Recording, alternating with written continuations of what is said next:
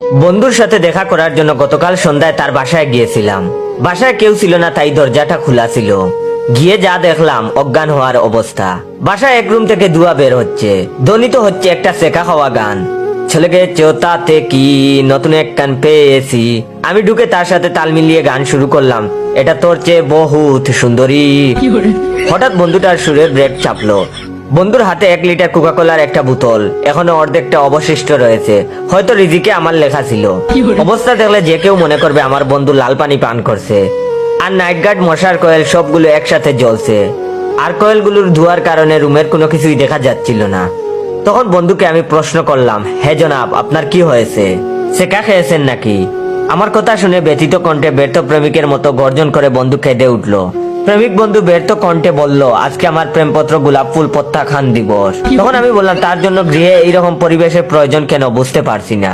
তখন জনাবের উত্তর, সেকা খাওয়া প্রেমিকদের সাধারণত সিগারেট প্লাস মদ ইত্যাদি খেতে হয়, কিন্তু আমার এইসবে এত আকর্ষণ নাই, তাই কয়েলের দুয়ার সাথে কোকাকোলা দিয়ে একটা প্রত্যাখ্যান দিবস পালন করছি। আমি তখন বন্ধুকে বললাম, ইতিহাস জানতে চাই বন্ধু, তোমার প্রত্যাখ্যান দিবস সম্পর্কে।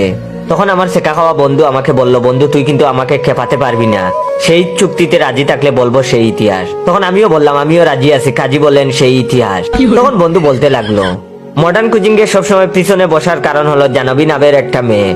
সুদীর্ঘ টানা 365 দিনের বেশি তার পিছনে ঘোরাঘুরি করেছি, কিন্তু পড়ালেখা করার সময় একদম ঠিক রাখছি। কিন্তু বন্ধু বর প্রত্যেকে বন্ধু জুড়া লেগে গেল, আমি কি বসে থাকতে পারি নাকি? গত বছর বন্ধু বর থানবীর হতে অনুপ্রাণিত হয়ে 18ই আগস্ট একটা রিস্ক নেওয়ার চিন্তা করলাম।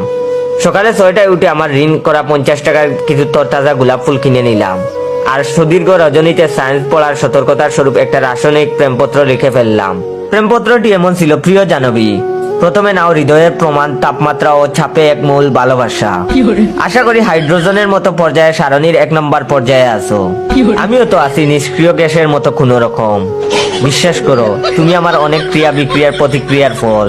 হাইড্রোজেন আর অক্সিজেন যেমন পানির সঙ্গে মিশে আছে, তেমনি তুমি মিশে আছো আমার হৃদয়ে। তোমাকে দেখলে আমার হৃদয় কার্বন ডাই অক্সাইড দ্বারা পূর্ণ হয়। তোমার চোখে চুপ পড়লে মনে হয় তোমার চোখে রাডার ফুডের পরমাণু মডেলের ভালোবাসার কণা বিচ্ছুরিত হচ্ছে। এই পৃথিবীতে তুমি যদি আমার না হও, তাহলে সালফিউরিক অ্যাসিড খেয়ে পৃথিবীর অক্সিজেন আমার জন্য হারাম করে দিব।